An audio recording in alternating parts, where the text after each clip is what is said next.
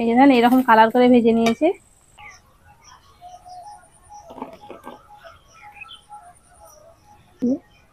আর একেবারে সফট।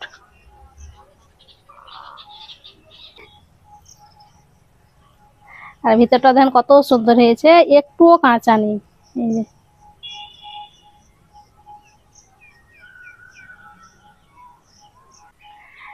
আসসালামু আলাইকুম, মেহেক কিচেনে আপনাদের সবাইকে স্বাগত। এখন তো ভরপুর আমের সিজন চলছে, তাই আপনাদেরকে আমি পাকা আমের বিভিন্ন রকম রেসিপি করে দেখাচ্ছি। তো আজকে আমি পাকা আম দিয়ে আরও একটা দারুণ মজার একটা রেসিপি করে দেখাবো, যেটা একবার বানিয়ে খেলে পরে বারবার খাবেন। আমের ফুলুরি বানিয়ে দেখাবো।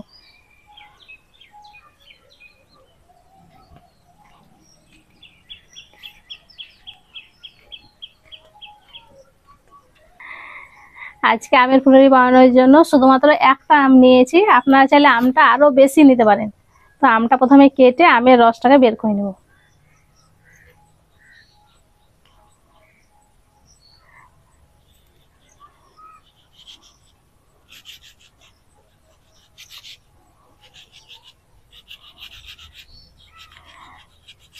এটা হচ্ছে আমাদের বাড়ির গাছের আম, গ্রামের বাড়ির।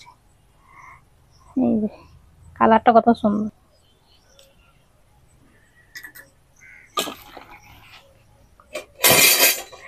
এরকম একটা ছাকনা নিয়েছি, ছাকনাতে এবার রসটা বের করে নিয়েছি।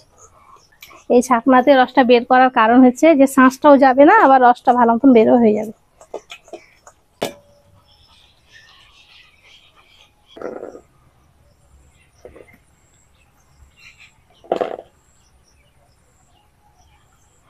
তালের ফুলুরি তো অনেক খেয়েছেন, একবার আমের ফুলুরি খেয়ে দেখবেন, খেতে দারুণ লাগে, দারুণ। এই যে সম্পূর্ণ রসটা বের করে নিয়েছি।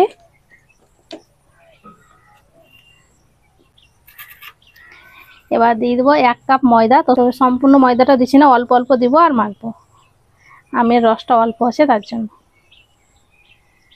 এই যে একটু রেখে দিলাম। আর যতটা ময়দা নেবেন তার হাফ দিয়ে দিচ্ছি চালের আটা।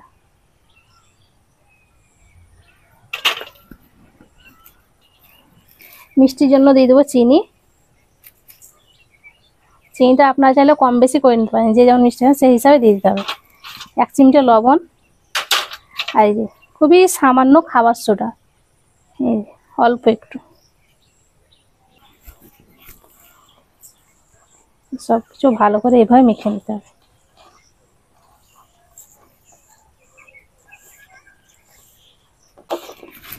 আর একটু ময়দা দিয়ে দিচ্ছি, আর একটু চালের আটা।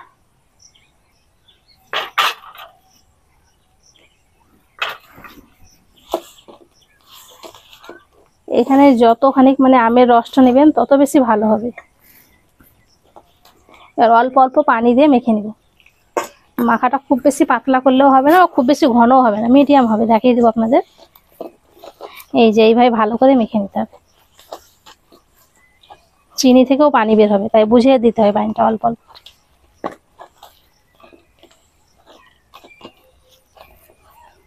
এইভাবে করে মেখে নিতে হবে। যারা চিনি খান না তারা এখানে কিন্তু গুঁড়ো দিয়ে দিতে পারেন। আখের গুড় বা খেজুরের গুড় যেটা থাকবে সেটা দিতে পারেন।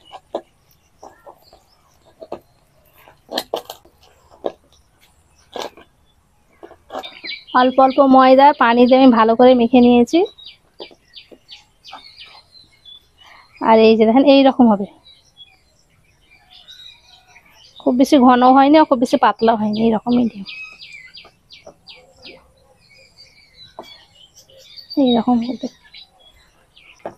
আর এই যে এখানে আমি 1 কাপ ময়দা নিয়েছিলাম, তো এতটুকু থেকে গেছে।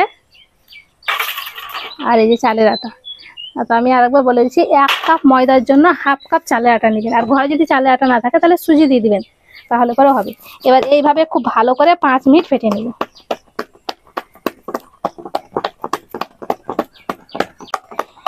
এইভাবে প্রায় আমি 5 মিনিট খুব ভালো করে মেখে নিয়েছি। ব্যাটারটা এখন রেডি হয়ে গেছে।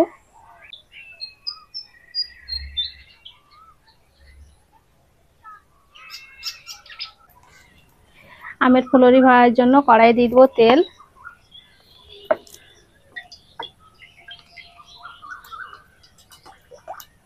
তেলটাকে এবার মিডিয়াম করে গরম করে নেব।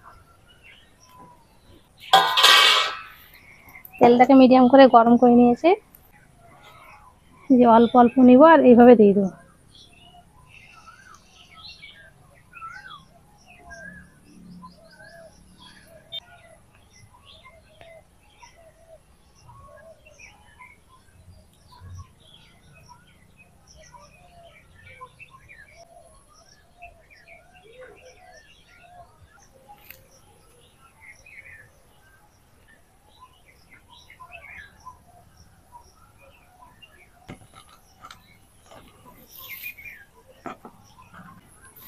এবার আগে যেগুলো দিয়েছি সেগুলো ফুলে উঠেছে,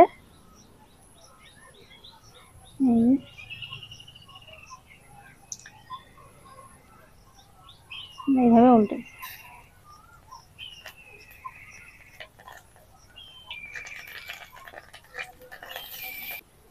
এই ফুলগুলাকে হালকা আছে উল্টে পাল্টে গোল্ডেন ব্রাউন করে ভেজে নিব, লাল করে ভেজে নিতে হবে। আর এইভাবে নাড়তে হবে, উল্টে উল্টে দিতে হবে। ফুলগুলো দেখেন একদম গোল গোল হচ্ছে, কত সুন্দর।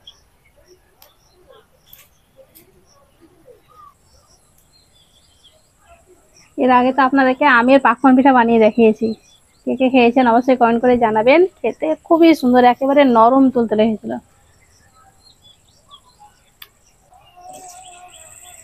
ফুলরিগুলোকে আমি লাল করে ভেজে নিয়েছি, এই যে দেখেন এরকম কালার করে ভেজে নিয়েছি। আর উঠেন,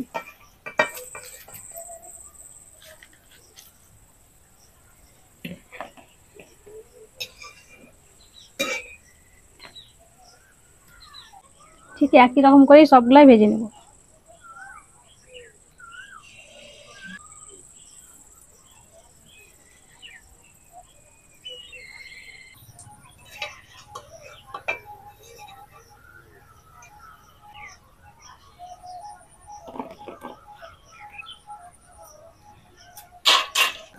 সব ফুলরিগুলা ভেজে নিয়েছি, এই যে দেখেন কত সুন্দর, আর কালারটাও দেখেন কত সুন্দর হয়েছে, আর একেবারে সফট।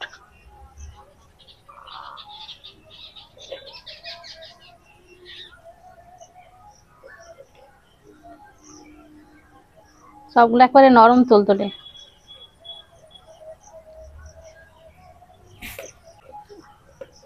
একটা আপনাদের ভেঙে দেখাচ্ছি,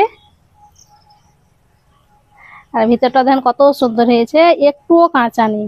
এই যে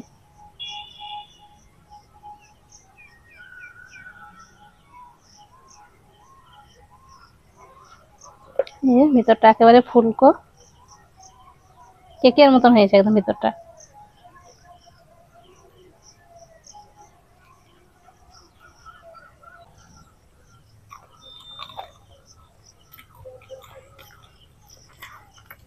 আমের ফুলরিটা খেতে এত সুন্দর হয়েছে, ওপরটা মুচমুচে আর ভিতরটা একেবারে সফট নরম তুলতুলে, মনে হচ্ছে পুরো কেক। আর আমের একটা সুন্দর সেন্ট আছে।